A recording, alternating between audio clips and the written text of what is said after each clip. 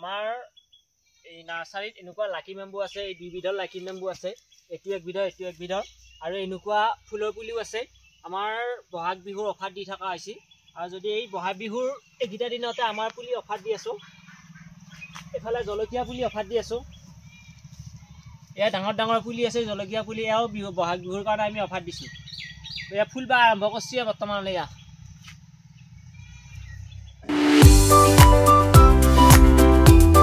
এইফালে কাজি নেমু, এইটো কাজি নেমু আমাৰ পাতৰ পৰা পুলি বনোৱা।